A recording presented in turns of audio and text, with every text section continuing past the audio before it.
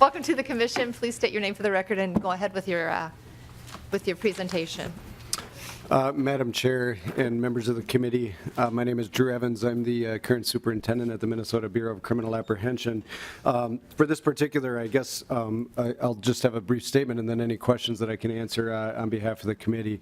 The Minnesota Bureau of Criminal Apprehension is an organization composed of the Criminal Investigation Division at the BCA, our Minnesota Forensic Science Services, which is the statewide crime laboratory for the state of Minnesota, and then Minnesota Justice Information Systems, which houses a number of databases housing criminal history information for the state. Amongst those three divisions, our primary mission is really to serve our local law enforcement partners across the state of Minnesota through the 87 sheriffs and numerous police departments, about 432 law enforcement agencies. In addition, we provide those services to all the county attorneys across the state, public defenders, probation officers, the criminal justice system as a whole, and the court system.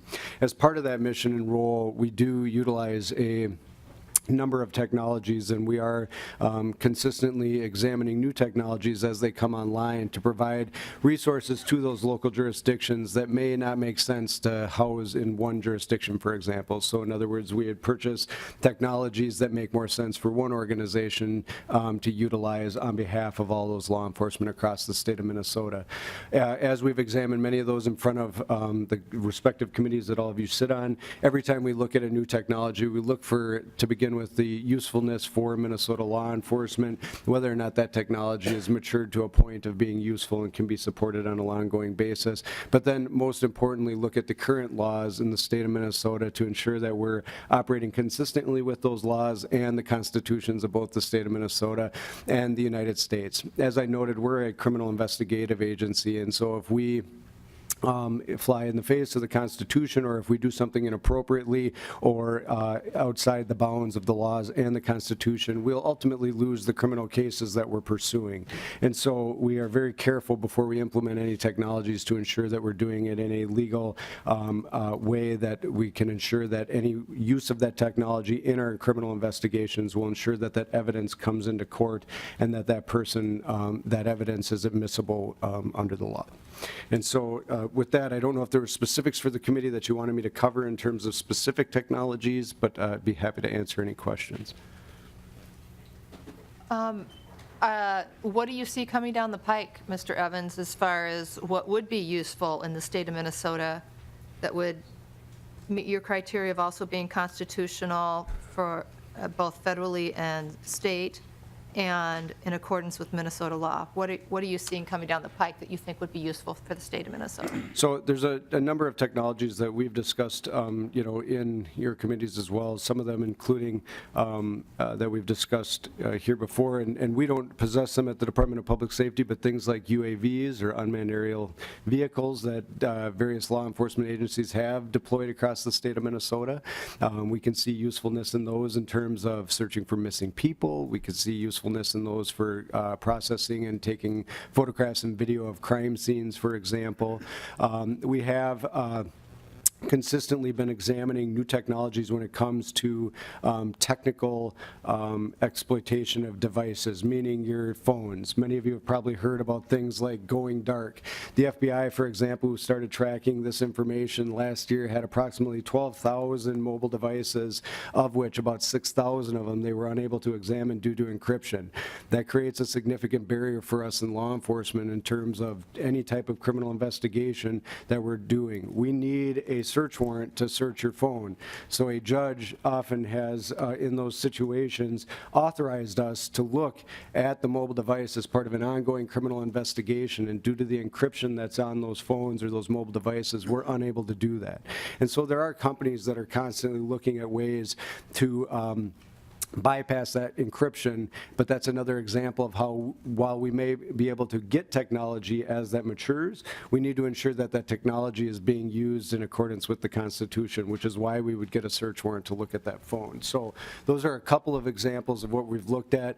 The field of forensics is constantly evolving, that we're looking for areas that we can use new technologies to gain more information, for example, for DNA, or we look at things like different DNA processing techniques to get more information with less biological evidence. Can you give us an example of what? So one of the things that has been a discussion in the DNA field would be rapid DNA that can be processed in a much shorter time period. But I'll tell you, rapid DNA isn't new. It's been around for a number of years, but as I've noted, as we examine this, working with the vendors that are doing this, we will not deploy a technology until it's mature enough that we can rely on the results, that we can ensure that they will not be contaminated when they're being processed. There's a whole host of things that we look at when we're looking at those types of technologies. Well, they use those on TV all the time. Yes. Because they get the DNA evidence the same day, Yes, they do. just hours later. Which we would love, but we need to do it in an efficient and effective manner. Yes, CSI, yeah, for sure. So talk to us a little bit about facial recognition technology. It's kind of a hot topic. And is it being used in the state of Minnesota? Yeah, so I can only speak obviously on behalf of the BCA. The BCA is not utilizing facial recognition technology at this time. I think I noted the letter, or the article that was handed out in today's materials. The FBI does have next generation identification. They have some facial recognition built into it. However, in Minnesota, we do not provide the booking photographs in Minnesota at this time to the FBI, which has the capability under this new system to take Minnesota's booking photographs. And the facial recognition they offer as a tool, as you may know, the BCA is the conduit to the FBI systems. However, we do not have a tool in place right now to utilize their facial recognition technology. So if any law enforcement were to utilize that in Minnesota, they would need to work with the local FBI field office. And I don't know off the top of my head if any law enforcement has done that. Okay. Representative Lucero. Thank you, Madam Chair. So we previously were talking about the ALPR, and as we heard, part of the driver for that was cars that are reported stolen, and several other examples. And so it allows for the capture of that to put those queries against known reportedly stolen vehicles, and then to retain it for 60 days to go back and query that retroactively. And then taking that driver then for ALPR, combining that with video, what are your thoughts from an investigative body for a driver similar to that, such that setting up stationary cameras at the Mall of America or anywhere else that are simply recording and combining the facial recognition technology that we're familiar that Facebook and others have obviously matured and developed, and then using that against reported missing persons, abducted people, or any other uses that might allow for benefits. Mr. Evans. I think as you've noted in your legislation with the LPR, I think as it's outlined, I think that would be difficult to do in the scenario that you've outlined. In terms of facial recognition, I think it's a technology that's developing. I think that there's a difference between how a private entity such as Facebook would utilize facial recognition and then being developed and mature to a point where we in law enforcement can truly rely on those results to be or to be utilized in a criminal investigation. And so facial recognition is something, we continue to monitor. It's so difficult to, have that conversation because I do think we have to have a very careful examination of things like facial recognition and how we implement it in our criminal investigations. Representative Lucero. Well, I fully agree that absolutely we need to be careful and very diligent in our potential future use or adoption of capabilities similar to that. But I know the day is going to come when somebody will propose the idea, think of the benefits that we could achieve by having stationary cameras and combining that with live stream that only law enforcement has access to, these video streams that take the videos that are captured, run them against a facial recognition technology. And I only use Facebook as an example. Obviously, it's a private entity, but we know that technology is being developed by multiple entities. So that day is going to come, and as policymakers, we definitely need to be cognizant of that and prepared for that.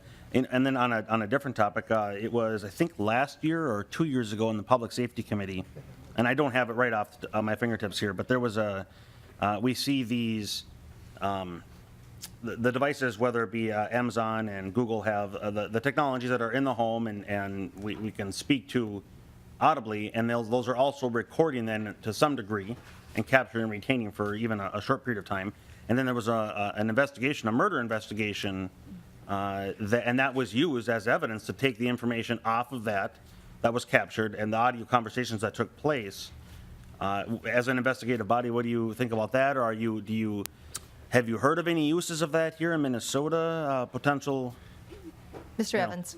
Madam Chair, Representative Lucero, I think the case you're referencing, I think it was out of Missouri, was Alexa, or the Amazon that you as your assistant, and they were trying to get data off of that device that was held by Amazon, or from Amazon from that device.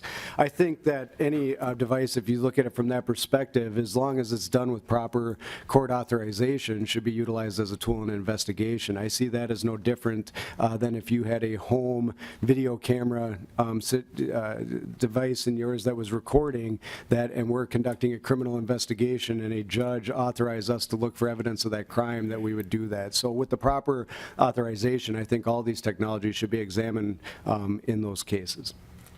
Representative Lucero? Thank you, Madam Chair, and I agree absolutely to have the checks and balances of a court with a proper search warrant, et cetera, but as we all are well aware, that there are plenty of examples of law enforcement, or not just law enforcement, but agents of the government going to the vendors directly and asking them to turn over the data that's being stored in their data centers, in their cloud, without even the knowledge necessarily of the customer. And so this stuff can happen on the back end. So again, as policymakers, we need to be cognizant that this is happening, but I fully agree. Hopefully that is occurring through properly executed search warrants, checks and balances, et cetera, et cetera. So anyway, this technology continues to evolve, and we definitely need to be concerned. Mr. Evans, I know you stated your criteria, would the technology be useful in Minnesota, is it constitutional in accordance with Minnesota law? And I wanted to pivot now to cell phone tower stimulators. And I believe it was 2014 or 15 when we passed the law here in the state of Minnesota requiring a tracking warrant. And one of the things I found interesting in my research for today was, and actually our new assistant, our new researcher for the commission, pointed me to federal law and the federal requirements for using these tracking devices. And it requires a search warrant, not a tracking warrant, not a court order, a full-blown search warrant. And so I'm wondering why we would have a lower standard than that in the state of Minnesota. And I don't remember all the discussions around that when the law passed, but maybe you can help me out. Madam Chair, members of the committee, that was so to bring us back to the discussion as to when this occurred and when this law was moving forward. There are some nuances when it comes to cell tracking technologies that didn't fit squarely within a search warrant. However, we do have the same standard of review, and so as we were working through this, and Mr. Debo might remember some of this, that we had some discussions at the time about how we were to implement this in relation to our current search warrant statute in Minnesota. The idea was proposed by some to create this tracking warrant. However, it is the same standard of review as a search warrant, so we do comply with the federal law in Minnesota by having our tracking warrant on in statute. In addition, there's actually some additional requirements that would be outside of the requirements of a search warrant under our Minnesota statute in the tracking warrant language here for the unique nuances, I guess I would put it, that are associated with that type of technology. So has the tracking warrant stood up in court, to your knowledge?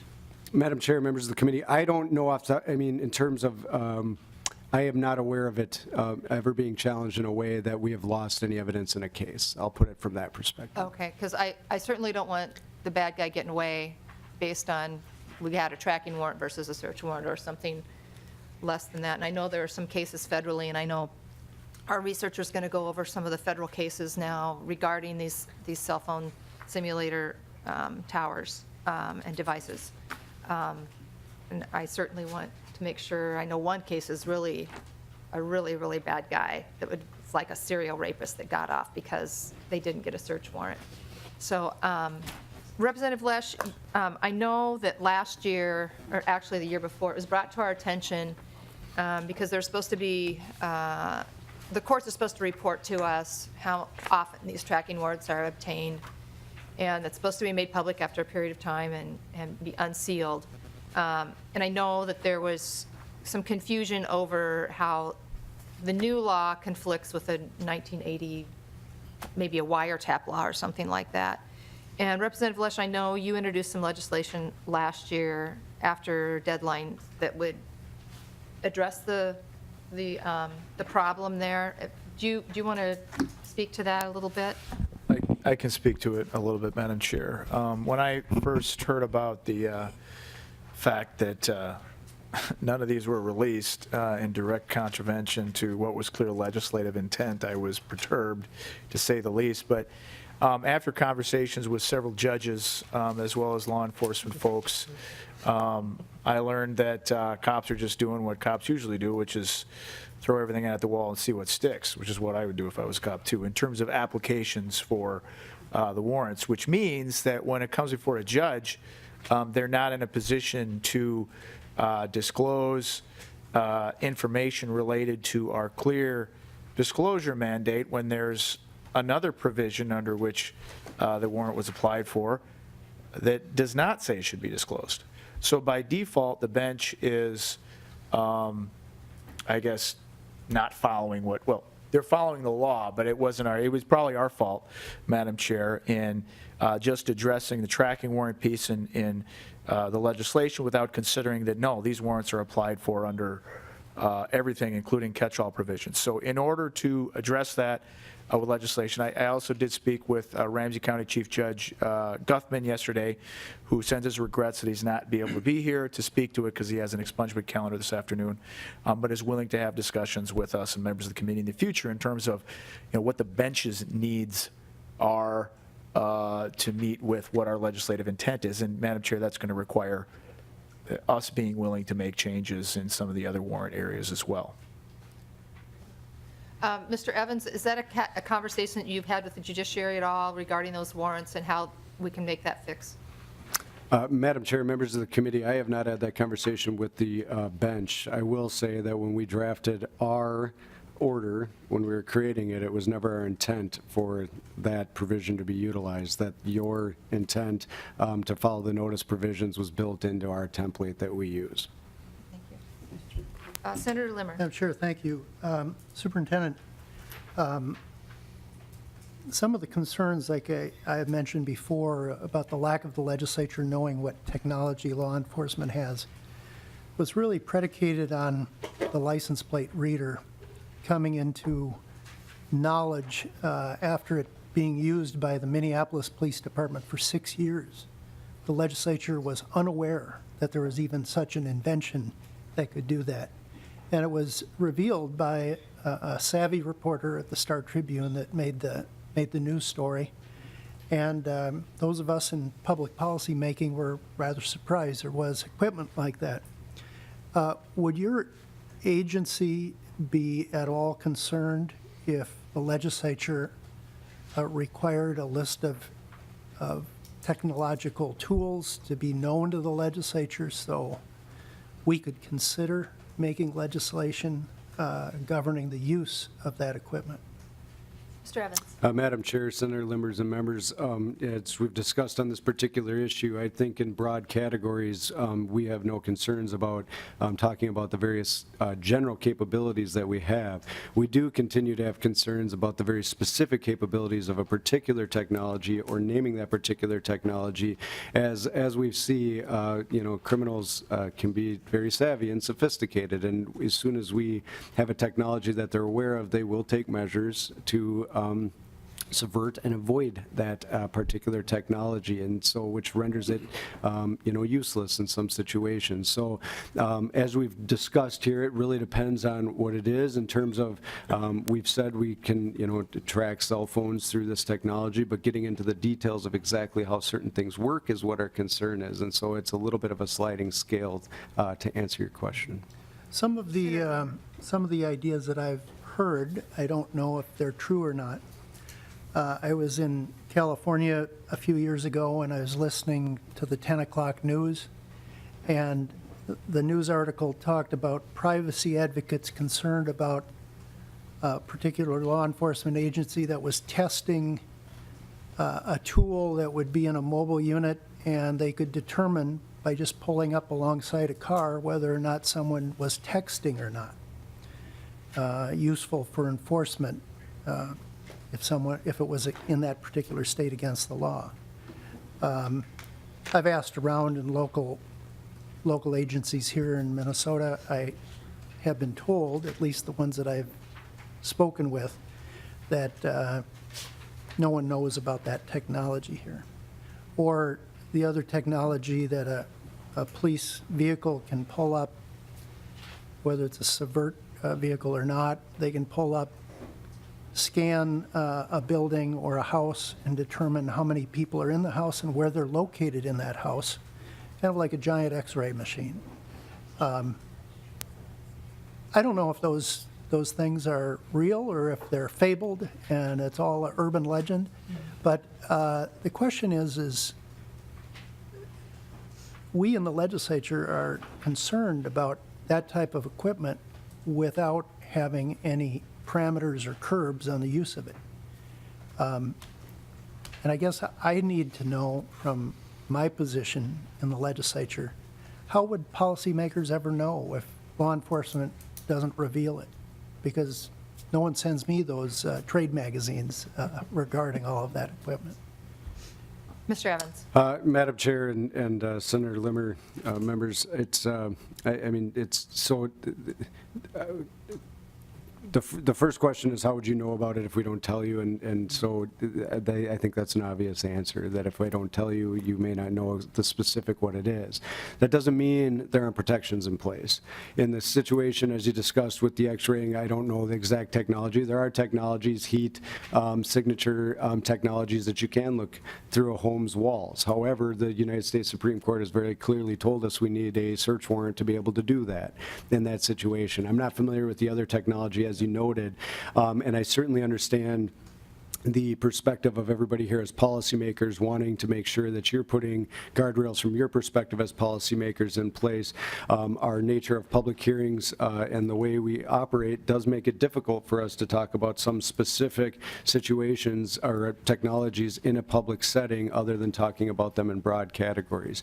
I do think, as I said, the Constitution ensures that we have to comply with the Constitution and search warrant requirements of that. But as you've noted, sometimes changing technologies require us to pivot and move a different direction. Yeah, Madam Chair, Senator Limmer?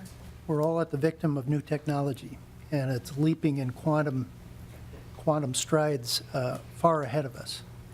And our goal is to balance that privacy right with common good. Usually, the bridge between those 2 points is due process and constitutional law. And so, again, it's just been a frustration of mine as a policymaker, trying to catch up to technology that, in some cases, a law enforcement agency might be using for 6 years, and we don't even know about it. So I'm just venting. Well, we saw the same thing with Stingray and some other things, too, that, let me ask you this, Mr. Evans. Do you field questions, or does your department field questions from local agencies that are considering investing in certain technologies? Do they ever come to you for advice on whether they should purchase that and what they need to consider if they should purchase that kind of technology? Madam Chair, members, certainly we have conversations if it's technology that we currently possess or it's something in that realm. There's certain areas that local law enforcement is ahead of us. The UAV, as I noted before, I mean, we don't possess them currently, but there's a number in the state that do. So it really depends on the technology. Okay. Senator Newman. Representative Lesh, I think you were describing a sort of a typical conflict of laws situation when you were speaking a few minutes ago. That is pretty well outlined in the letter from Jeffrey Shorba from the State Court Administrator's Office in a letter dated November 15th, 2016, addressed to the Senate and the Chief Clerk of the House of Representatives. And right on the top of page 3, Mr. Shorba states that warrants citing governing law are considered to be governed by all applicable statutes simultaneously, and then goes on to indicate that some of those applications for warrants are considered sealed, while others are considered, public and have to be disclosed. So my question, Representative Lesh, is in your discussions with, concerning this issue when it came to light for you, because the rest of us, of course, were also unaware of it. Discussions with the courts or the judicial branch as to why did they decide to enforce the statute that required the documents to be sealed rather than abiding by the statute that required them to unseal them? That's the first question. Second question, you've got House File 2309, which I assume is going to be used for the purpose of addressing this problem. Have you had any discussions with the courts as to whether or not, if 2309, for instance, is passed, will that solve the problem for them, and will they begin to unseal the warrants in accordance with the statute that requires that? Representative Lesh. Thank you, Madam Chair and Senator Newman. To answer your last question first, yes, I have had conversations. The Chair Scott called me the other day and asked where we were on this. I'm like, geez, I don't know. I forgot. The last time I talked to a judge on this was probably, 4 or 5 months ago. So it was a reminder to get on the stick again before session boots up again. It's a good question, Senator. Why did they pick and choose? The best answer that I have is I've never really known judges to be venturesome in interpreting statutes liberally when it comes to the legislature. They're extremely conservative unless we give them specific marching orders, and I think they also don't like to wade into something that could be perceived as potentially political, so they took the safe route and defaulted in favor of the status quo. I believe that a good judge could have made the decision to disclose and therefore set the status quo, whereby if it was an over disclosure, then folks would come in to say, well, we got to fix this. So I don't know why those decisions are made that way by the bench, but based on how I've seen them rule on things in the past, I guess it's typical, is what I would say. That's a good enough answer. Senator Newman. Madam Chair, I appreciate that, Representative Lesh, and I'm not in any way being critical of you. I'm simply using you as an opportunity for a sounding board because I'm not aware of the judicial branch being here. But very clearly, we did give the courts marching orders, and they chose not to follow those marching orders. And I just think that it's fair to be critical of the judicial branch for taking the tack that they did, without ever mentioning to us in the legislature that that is the route that they have decided to take, because clearly there was a conflict of laws, and it just seems to me they should have mentioned something to perhaps the chief author or the chairs of the appropriate committees in the legislature. Thank you, Madam Chair. Madam Chair. Representative Lesh. If I could, thank you, Madam Chair and Senator. I know that I was not dragging this what was going on until I think it was Tom Lydon over at Fox 9 sniffed around a year later and was like, hey, where's all the unsealed warrants? So I wasn't even kept track of it, but that's happened on some of this technology stuff as well. I guess what I would say is there are very few things I enjoy in this job more than correcting the Supreme Court. It's just so much fun when, they do something and you say no, and then they're like, okay. And this is one of those areas, I think, where we can do that. If everyone's on the same page, we can, I think, get some language that will work. I think I agree with you, because at first blush, I looked at it and I said, no, you know what our intent is, go with it. But they deferred. So I think we're on the same page, Senator. And Senator Newman, I will say, I did meet with someone from the courts this past session on this issue. They brought it to me and said that these were their concerns, and so that's why we're, I know that Representative Lesh was, he wasn't the bill's author at the time. That was Representative Atkins, who is now gone on to be a county commissioner, but I knew Representative Lesh had followed this issue closely, so I asked him to kind of meet with the same group of folks from the judiciary and try to come up with solutions. So next on my list, Senator Schoen. Thank you, Madam Chair. I wanted to just give you a little information. You expressed some concern with my great friends at the Washington County Sheriff's Department. The tool that they're using is an iPhone, but it's an app. It's a specific program that actually uploads the video directly to a secure server, and then it's not available to the deputies on scene. They can't take it home, the video, and record it. They can make phone calls. It's actually a pretty good system. So it does meet the audits. It does all the things that we have asked of any department to do. So it's actually probably one of the more ingenious ways to do it, just simply because there are much that you can use it as a camera and put things into the case file as well too in a secure way. So can't be shared, that type of a thing until they log into the system. You could share a link to the county attorney maybe for a case review or something specific like that. But I mean, yes, it is on the leading edge, but it would be no different than the city of Burnsville sharing the information as well, because it goes from directly from a secure server. So those things are out there, just to give background, not to editorialize or anything. And then Senator Limmer, I think, you should, when I was working in narcotics and violent crime, every drug dealer or bad guy thought they were being watched 24 hours a day. And about 1% of them were right. And I think the concept of it really sparked a thought. Some of your comments were, and you keep wanting people to tell you what they have. And sometimes we don't even know that it's that new or that odd. I know, especially when it came out. I mean, license plate readers honestly wouldn't have been the thing to think about as all that dramatic, because we type license plate numbers into our computers all day long when we're at work to see if a car is stolen, if it, we get ATLs, that type of a thing. If I see a gray, I get an attempt to locate for a domestic abuse suspect or whatever that's driving a gray Hyundai or silver Hyundai Sonata. And all of a sudden, every car on the highway is a gray Hyundai Sonata, and so you're going to run the plates and see if they match. All of a sudden you get a Ford Taurus plate on a gray Hyundai Sonata. That's going to spark your interest.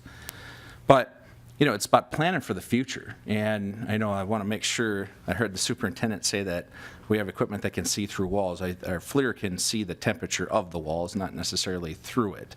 I would assume that there could be technology at some point, as someday we could pull up to a house. Let's be honest. I mean, I don't know how many years ago it was we thought it would be ridiculous we could have video phones, right? We're going to see somebody on the other end of the phone. Now we can do everything right here. So I guess at this point, if you're seeing some weird article, I mean, we should probably think about what you would want to do to address that to be ahead of time. Synthetic drugs. We had to stop looking at the specific drug that was coming up every time and saying, in a broad sense, what are we going to do? So if the legislature, whether I'm in agreement or not, says this is what we need to do in a broad sense, if we don't want law enforcement or the government to be able to pull up to a house and scan the house to see who's in there under any circumstance with any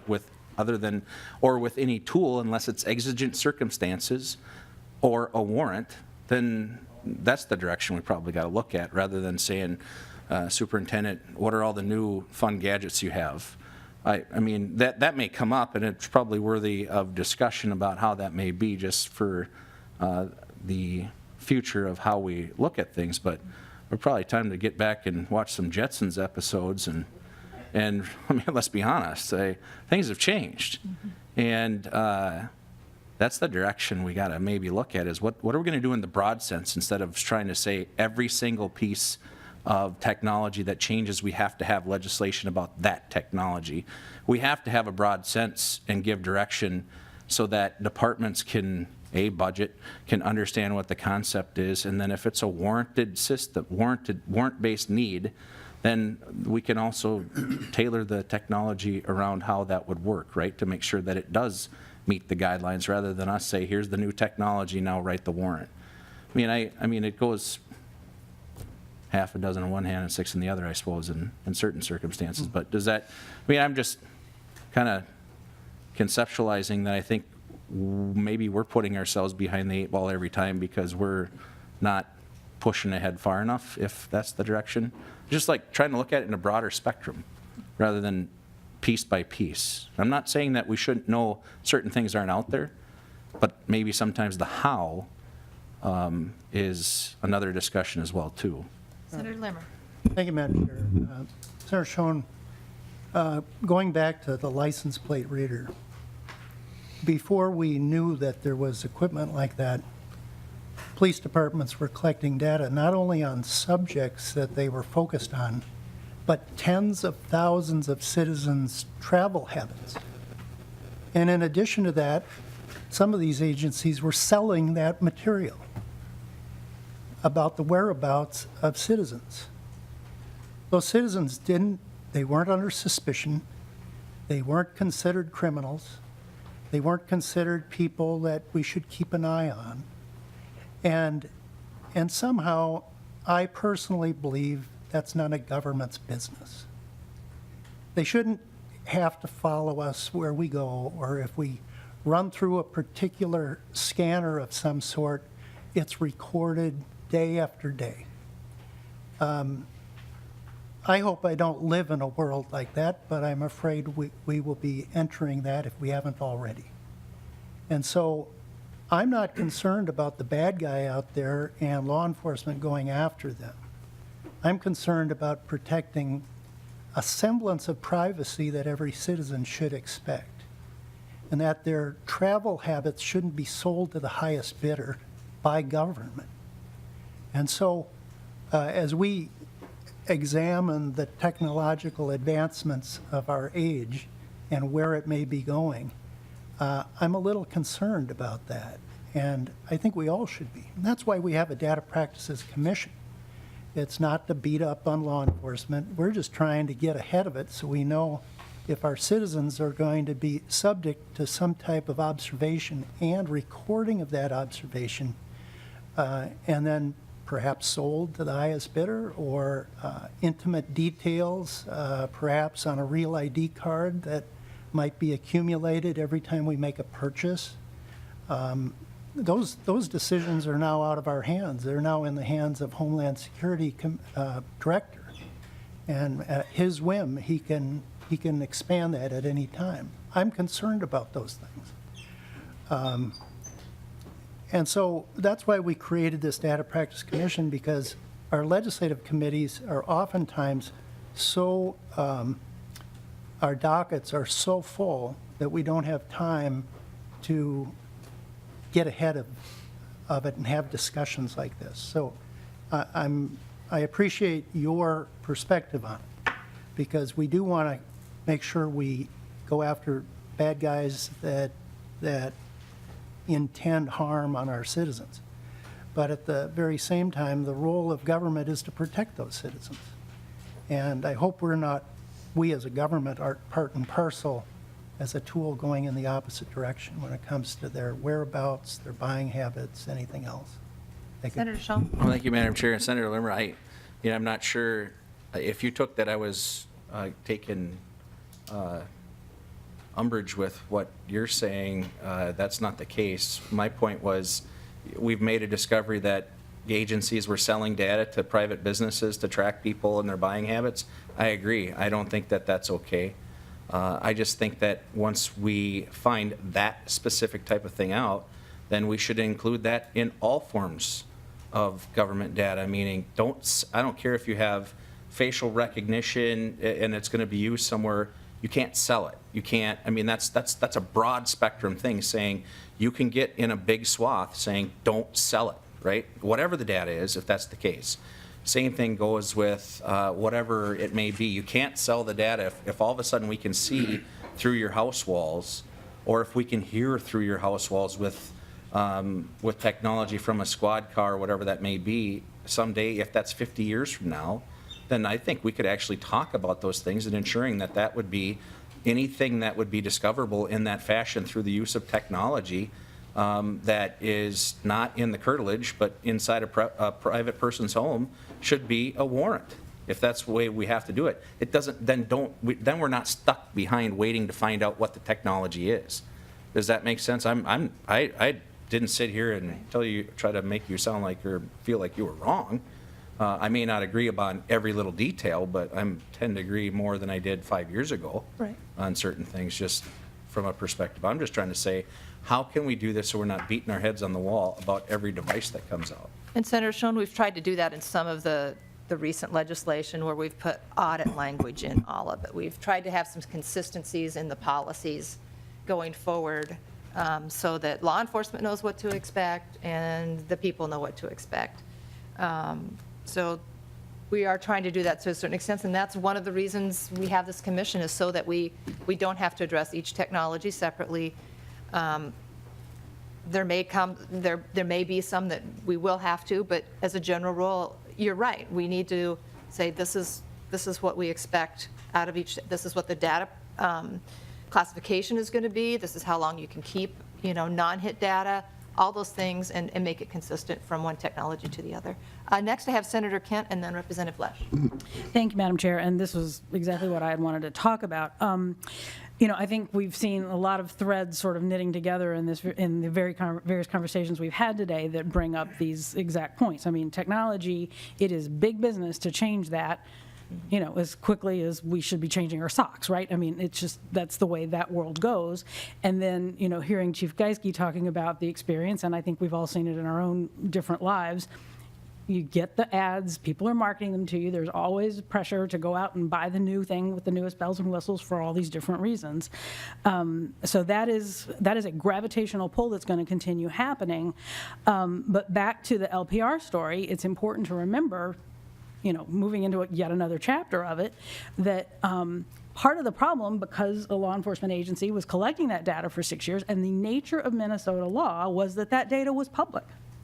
And so, for whatever reason, whether the agency did not connect those dots that they were collecting all this data that stayed public, or that they just didn't think that really mattered, that's what was happening. And so, without going into the weeds of that lovely history that we all pretty well remember, there were administrative decisions made to try to keep that data private so that we could have the time to make some decisions, but that was a challenge. We almost didn't do it.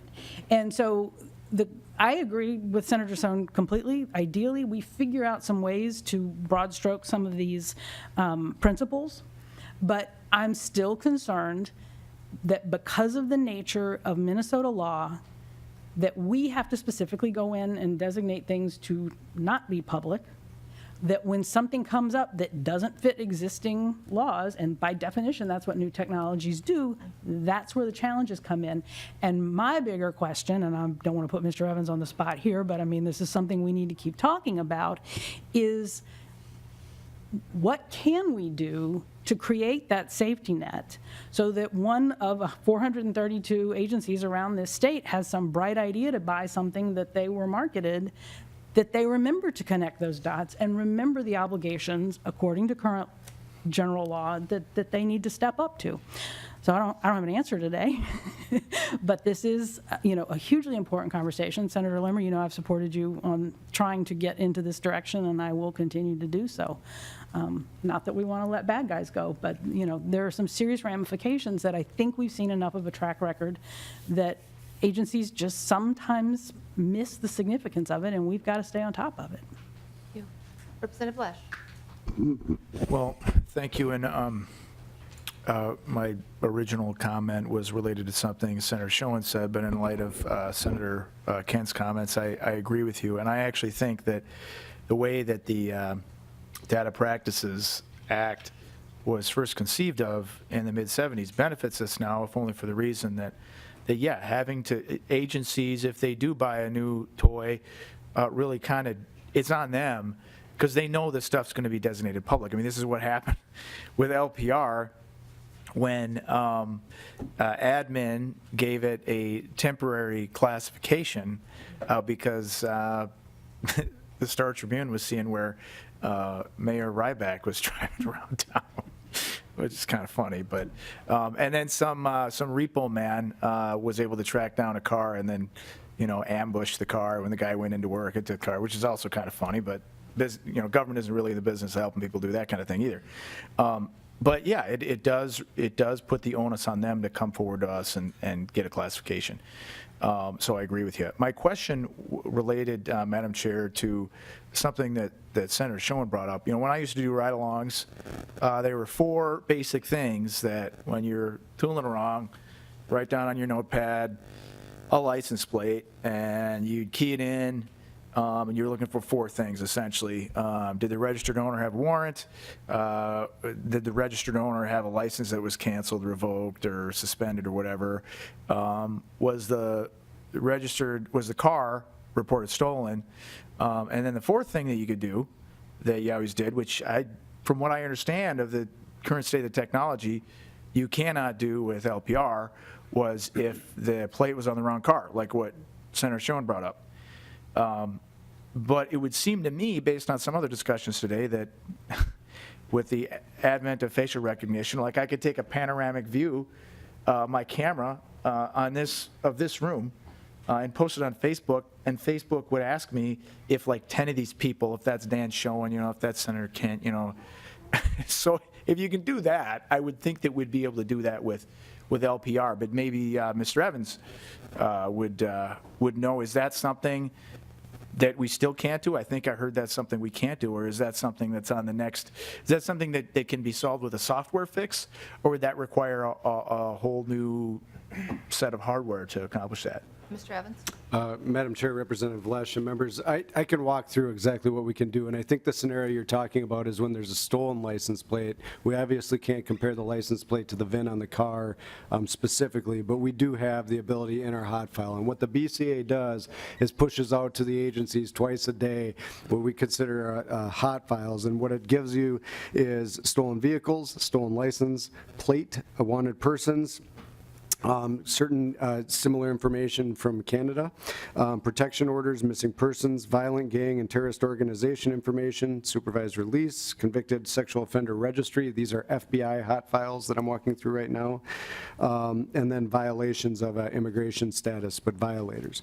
There's also a COPS alert, which is a Minnesota-only alert. It's called COPS, standing for KOPS, keeping our police safe. If somebody is a danger to our police officers, or that information needs to go out from there. Minnesota warrants, suspended driver's licenses, revoked driver's licenses, canceled driver's licenses, and disqualified driver's licenses. So they're canceled driver's licenses are there. Those are the files that go out right now. So I think what you were describing in terms of the plate that doesn't belong on the car, if it's reported as a stolen plate, then they would get that hit. Representative Lesh? Well, and it relates to my question, because, I mean, if a plate that belongs on a silver Sonata you see on a Ford F-150, I mean, the average cop would see that. I mean, that's still reasonable suspicion, if not probable cause to pull over. But what you're telling me, I think, is that that's not going to be relevant under the current list that you keep. Is that right?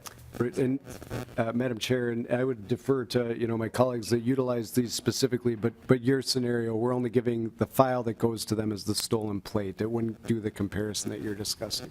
Okay, and Madam Chair, if I could, he brought something up that asked, I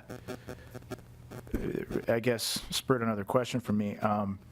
How do you get on the COPS list, the KOPS? How does one get on that? Mr. Evans? Madam Chair, Representative Lesh, that is entered by the local jurisdiction, so in their limited scope for how long they remain active, and it is in Minnesota only. So if somebody assaulted a police officer, for example, and they had fled the scene, the Cottage Grove Police Department could enter in that information. It would be in our system that they were looking for him to, as a person of interest in that example, and to keep our police officers safe. It was designed as an officer safety mechanism for our law enforcement to get information quickly out into the field from Minnesota only. Okay, well, thank you, Madam Chair. I'm going to have to think about that a little bit more because it gives rise to other PC questions, but I'll mull over that a little bit more. Thank you. Senator Schoen. It's all good. Madam Chair, Representative Lesh, so your statement, I mean, if that's a concern long-term, I don't know why we'd, if we're going to have a broad spectrum of issues, that would be one of those things that I would look at and say, if you're concerned, and if you have concerns about recognizing car color or whatever that may be, then let's have the discussion, and instead of having that when it comes. I mean, I don't know why we wouldn't believe that if it's not today, that it won't be at some point in time, be able to do that, right? And so, I mean, that's kind of what my point was to Senator Limmer, is broad overview, let's think about the future instead of waiting. But I don't know what, I mean, I'd look for what your concern is, or what.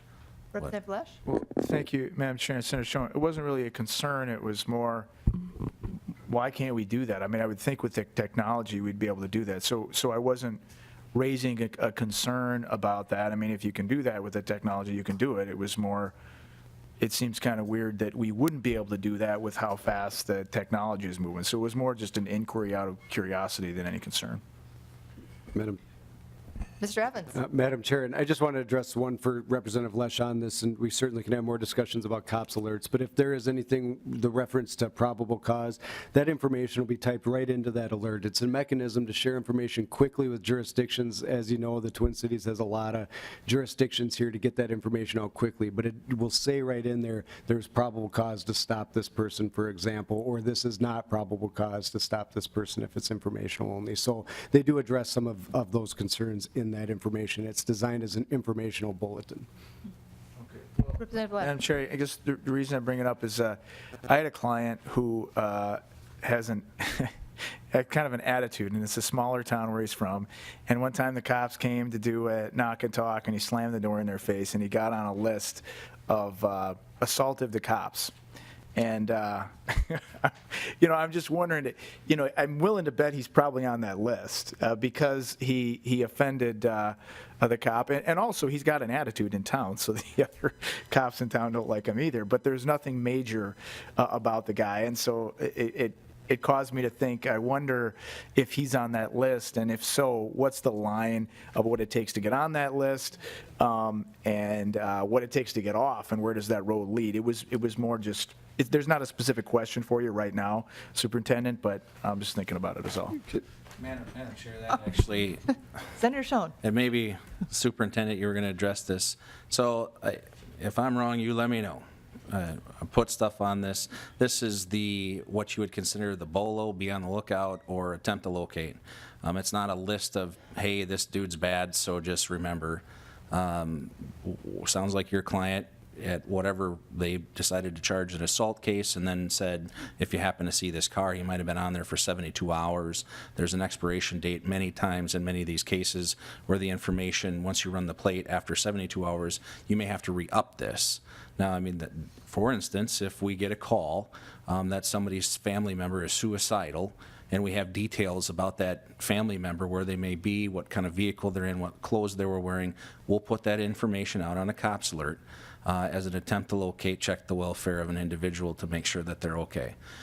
If there is, I mean, many times they'll see something come up about an armed robbery that was in a community in the metro area, and they'll give details about the suspect, if there was a vehicle seen, that type of thing, and that may last for 48 to 72 hours. So it's not a repository of permanent information, because the information, as far as like the alert, will go away after so long. So now if you want to, your local agency, wherever he was, may have a designation in their record system that designates them as a violent offender or offender that has some history with them, that may be different, but not in this system. All right, thank you. Mr. Evans, thank you. Stick around in case there's further questions later, if you would, please. Our researcher has prepared some remarks for us regarding the subject matter. So, Maren. Madam Chair, thank you. My name, for the record, is Maren Bartle. I'm the research assistant for the Legislative Commission on Data Practices.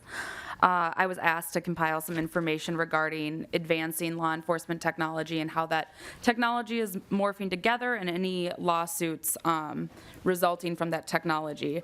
A lot of the things I'll probably discuss have already been discussed today, and I'll hope to elaborate on them as best as possible. So I guess starting out, I'll just start with body cameras. Obviously, one of the purposes for body cameras is the transparency in law enforcement. It's promising to hear policies like the one for internal auditing used at Burnsville. Currently, a case pending in San Diego is alleging that law enforcement turned off their body camera as soon as they became physical with a veteran suffering with PTSD and depression. And that case has now gone forward because of the absence of body camera. So I think it is important to remain transparent. I'm sorry to interrupt. Are we supposed Mr. Schoen. to have a document to follow along here, or are you just? This is my own research, and I believe Sally did or is planning on making this available for everyone. It does have embedded links in it, so you'll be able to follow articles. But beyond that, moving forward with body cameras as they're advancing, we have obviously discussed today live stream video, which is video that's live streamed from the body cam to the police headquarters. This allows for remote activation, cloud-based storage. And I guess the concerns that alerted me about this were the remote activation. There's instances where police are interviewing victims, suspects, and the consent from those victims or suspects are that they've allowed them to come into their home to interview them, but that they do not want the body camera on. With the remote activation, somebody from the police headquarters, it's my understanding, would be able to turn on that body camera without necessarily the officer in the room's knowledge of that. So it raises some search and consent issues. And then with the cloud-based storage, this was a topic that our chairperson presented with the security of the storage systems. I'm not certain on each department's security, so I suppose that would be a better question for departments separately. And then beyond that, we have smartphone body cameras as well, which was mentioned in reference to Washington County. And the reason why Washington County was mentioned was because I came across a case study with a smartphone body camera company called Visual Labs, in which they worked with Washington County to initiate their body camera program.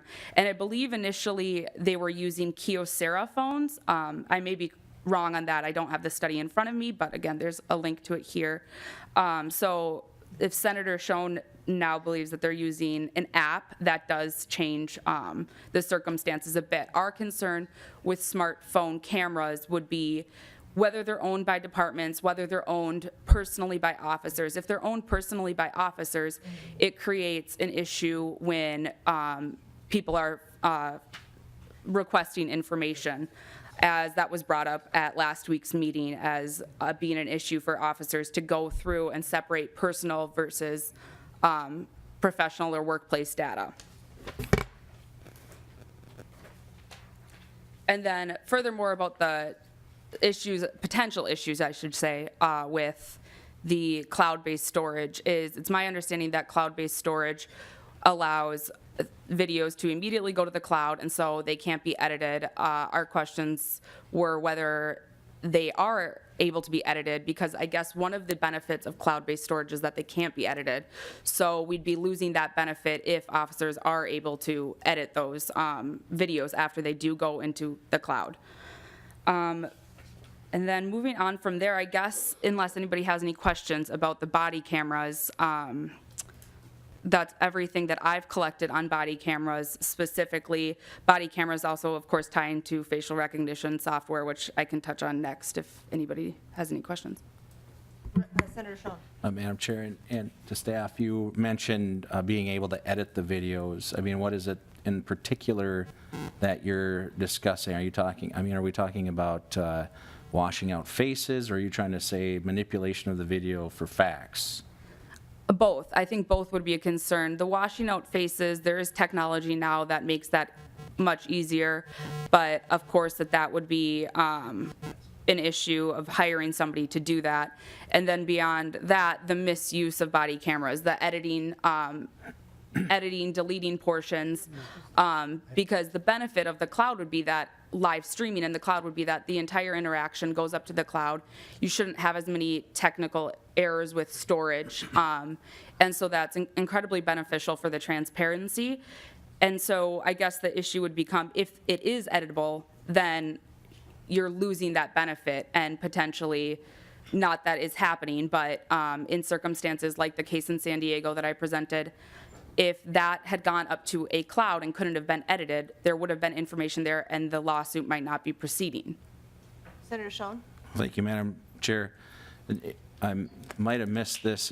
Was this about a phone that someone was recording on and edited, or was it for background, irrespective, whatever system any agency is using for their squad cars and/or body cameras, actually it tracks everything. Mm-hmm. Anybody who logs onto the system, what they do, whether they share it, view it, record it, or otherwise. But it is, I mean, I don't know how you would edit it at this point without the system acknowledging that somebody did try to tamper with it.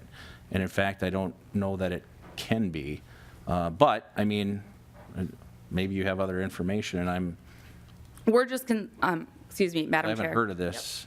We're just considering the possibilities moving forward and what security measures are going to be in place. Is it going to be a login that an officer has to use in order to edit a video? The case that I was discussing was not involving any sort of cloud-based storage. It was what's now kind of old school body cameras, and the officer was able to just turn it off as soon as the interaction started escalating. And that's through other testimony in the San Diego case has been proven that it seems as though the officers did intentionally turn off the body camera. So that's what I'm saying, why the cloud-based storage would be a benefit, but there is a concern that moving forward there are security measures in place to ensure you can't edit it without anyone's knowledge of it being edited. Okay, Madam Chair, just to clarify, so then the concern was about turning it off, not actually going into a computer system and taking out a slice of the video, or? I think what she's covering is a broad spectrum, and it Yeah. could be both. Well, I mean, Either or both. I mean, so- she's just saying what is out there that we need to have on our radar. Okay, Madam as Chair, far I'll as- let it go. I guess, Yeah.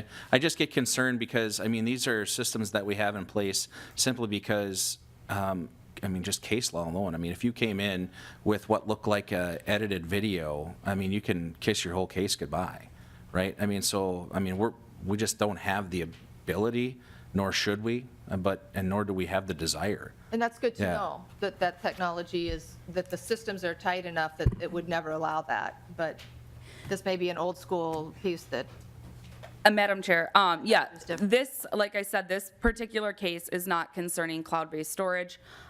It's actually making an argument for cloud-based storage. But then moving forward, if departments are going to be using cloud-based storage, the concern would be what are the security on it? And I am not aware of what security measures. You, Senator Schoen, would be much more aware of that. So it's just a issue moving forward, nothing that I'm currently concerned about, as it seems like this is new technology relatively, using live streaming and cloud-based storage. Unless there's any more questions on body cameras, I can move on to facial recognition technology. sure, go ahead. So obviously, we've touched today on facial recognition technology and the fact that that's sometimes in real time, or officers walking up to people they've stopped, for example, in a traffic stop, and asking them to take a picture. There is a case of, again, in San Diego, where an officer walked up to somebody he had stopped in a traffic stop and told him he had to take his picture to verify he didn't have any warrants out against him. Since then, their policies changed, so it's a concern moving forward if it does not sound like there's facial recognition being used currently by law enforcement in this way, but moving forward, if it is going to be used, that consent is gained by the person they're seeking to take a picture of. The other concern is the real-time facial recognition, meaning that on a police officer's body camera, they would be walking through a public space in their job as a law enforcement officer, and it would be recognizing people's faces within that public area and sending alerts back to headquarters saying the person you just passed 20 feet ago has an active warrant. And so it's redefining public spaces and compromising privacy in the public sphere. As of March 2017, facial recognition technology is not being controlled by law. I don't know if any of the current legislation has gone through. I assume not, but there was pending legislation in Alaska, Connecticut, Montana, and New Hampshire that would regulate the use of facial recognition technology. The other concern with facial recognition technology is the databases that create the facial recognition technology software. So your face would have to be compared to a database to know if you have a warrant or who you are to identify you. Those databases by the FBI are being created using state driver's license IDs in addition to mugshots. And so the issue with that is if the state is giving their driver's license photos to the FBI, there's people who have no criminal history in this database, and I guess it raises an issue about when the FBI, if they do release this database to state agencies, how those will be used. Minnesota is not, just to clarify, Minnesota is not a state that's submitting driver's licenses to the FBI. So, but regardless of that, if the FBI releases their database to other state agencies, then there will be law-abiding citizens who have no criminal history in this database, and I guess that raises concerns for future criminal investigations. Say that their information pops up for a recent robbery, and there is somebody who has no criminal history is alerted that they match this profile, and so they're brought in, and perhaps they don't have an alibi or something, strange circumstances happen, and that therefore they're charged with or in part to this robbery. Well, that creates obviously issues considering that otherwise they would have never been in a database because they don't have their fingerprints on file. This is an issue in particular because of the facial recognition technology's accuracy rate. There's a error rate, it's been reported between 15 and 20%. The New York Times state that the error rate is 20%. The Guardian article that I believe is in our packets here has the error rate at 15%, obviously making that problematic. And I think that's everything I want to touch on for facial recognition technology. Sure, go for it. Okay. And then today we didn't discuss in too much detail the cell phone tracking technology. We discussed it last week. Of course, this is in reference to Stingray and cell site simulators. The issue with that is that the cell site simulators are gaining information from people who are not under investigation, or they have the ability to. Whether law enforcement is doing that is department policy, and so that's just a concern about, I guess, the privacy of every person, whether or not they're under investigation. The ACLU has counted that there's 72 cell site simulators that they're used in 24 states, and Minnesota is one of those 24 states, as we know from last week's meeting. Minnesota's not one of them, but there are states that have non-disclosure agreements with the FBI in which they agree to not discuss the use of Stingray technology. And of course, that raises the problem of transparency that we're having, which is why we're having these meetings. And so if there is a non-disclosure agreement with the FBI for the use of Stingray technology, then we wouldn't be able to discuss each department's operations and policies concerning cell phone technology. I guess, and I believe Madam Chair was discussing earlier the Prince Jones case, which she had concerns with. It's a case out of Washington, D.C., in which the defendant was arranging to meet women through Backpages.com. He then stole several women's cell phones, and police then used those, a cell site simulator, either Stingray or another one, to obtain the defendant's phone number and then tracked him using his phone. The issue being that there was no consent to track him, and a warrant wasn't obtained. Of course, this isn't an issue as long as a valid warrant is obtained, but his case ended up being thrown out because of this on appeal, and therefore we have somebody who was charged with rape and robbery and who is walking the streets because of somebody not doing their due diligence to get a warrant. Obviously, it doesn't sound like that's an issue here, and so it's just something that came on our radar through this research. As far as automatic license plate readers, the only thing I have to elaborate on from what was discussed today is Madam Chair had discussed the possibility of there being 360 degrees visibility from those ALPRs, and using facial recognition software through those license plate readers. And it doesn't appear that they're used in Minnesota. And of course, a lot of this information is coming from websites that are marketing to law enforcement. And that's not to say that any department in Minnesota has these technologies, but specifically, the one that Madam Chair was discussing was the Eakin Red Eagle. It's their most advanced system that they have for license plate readers, and I believe the police chief from Bloomington said that they don't possess that, and it doesn't appear after the superintendent's comments that anyone in Minnesota would be possessing that technology. But moving forward, that is a concern, as it appears that license plate readers are combining technology with facial recognition and body cameras with their ability to record 360 degrees. It almost appears as though nothing around them would be free from view. Those are pretty much, as far as what everyone discussed today and some of the issues at the forefront, that's pretty much it. I can touch on the other technology if you'd like me to, Madam Chair. If you just want to mention some of the things that Sure. could be on the horizon that Yep. you should look out for.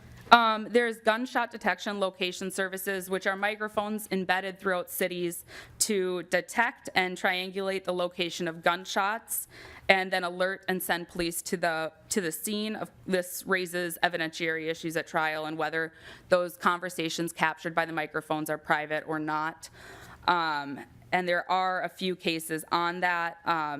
But I won't get into the details of that. They also have the ability with the microphones to be remotely activated, again, raising some of the same issues as the remote activation for body cams. And then one that we did discuss, I guess, a bit today was X-ray technology, which, although it seemed people weren't thinking that it was actually a possibility, there are cases in New York currently regarding the New York Police Department's use of X-ray vans. And so these vans are obviously mobile, and they move throughout the city, and they'll stop in areas in which they're investigating, and I guess apparently have X-ray abilities, and they can detect explosives, drugs, and other materials, is what it says. And so a case brought by the New York Civil Liberties Union against the New York City Police Department resulted in, they were requesting information regarding how those vans are deployed, when, where, and their capabilities, and safety and health concerns with X-ray radiation. After that case, they were only able to retain records regarding the health and safety concerns of X-ray radiation. So that is the court was not agreeing to let them have information regarding how and when the X-ray vans were being used. So there is little to no information on the X-ray vans use. Beyond that, there is technology in the works. It's by a company called Mini-Z, or that is the product's name. And that's a handheld X-ray machine, and they are currently in the process of potentially creating X-ray glasses. Apparently, they're struggling to find a way to make X-ray tubes small enough to fit into X-ray glasses. Of course, this would make it really difficult, if not impossible, to know when an officer is actually performing an X-ray search if they're on their glasses. Also concerning would be the use of drones, which isn't a new topic, but the weaponization of drones and robots kind of gained some attention at a Black Lives Matter protest in Dallas, in which the officers responding operated a drone or a robot with a bomb on it to essentially take down the shooter. This creates use of force issues, which I won't get into today. I'll happily give this to everyone else. I'm sure you guys don't need to hear me talk about use of force issues.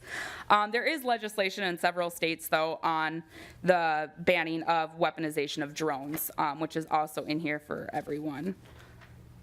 And I think, that pretty much is everything you want to hear today, if not more than you probably wanted to hear today. Thank you so much. Any member questions for our new staff? Thank you for that extensive look into what's out there, and I think the X-ray glasses would have several downsides. Madam Chair, Senator Limmer. those X-ray glasses have been in advertisements in the back of comic books for decades.